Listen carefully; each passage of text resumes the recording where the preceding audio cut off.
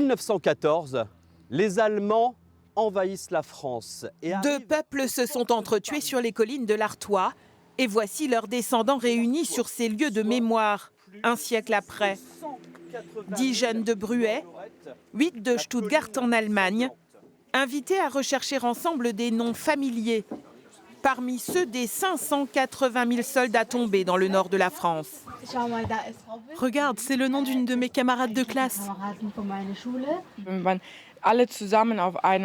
Réunir tout le monde sur le même mémorial, c'est magnifique. Il y a des Français, des Allemands, des gens d'autres pays, tous ensemble, tout simplement. Et on peut se recueillir pour eux tous. Je suis très heureuse, mais ça me demande beaucoup de force pour ne pas m'émouvoir, car c'est tellement triste de voir combien de personnes sont mortes ici.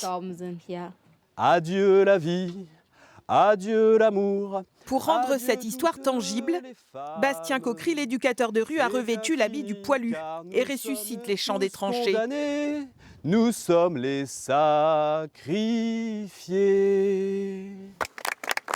Les tranchées, le groupe franco-allemand les découvre à Vimy, en territoire canadien, là où la terre porte encore les stigmates des combats acharnés et des millions d'obus largués depuis le ciel. Il y a un siècle, on se tuait l'un l'autre, ça devenait une horreur.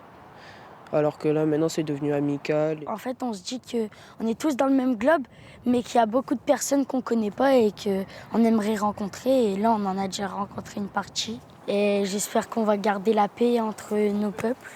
Ils s'accordent, et ça c'est formidable, plutôt que de se regarder en chien de fusil à travers une frontière et de dire bah voilà, on n'aime pas les Allemands, on n'aime pas les Français. Non, pas du tout. Là, on est vraiment des jeunes qui s'accordent et qui se rendent compte de l'histoire commune qui les lie et qui les a déchirés fut un temps.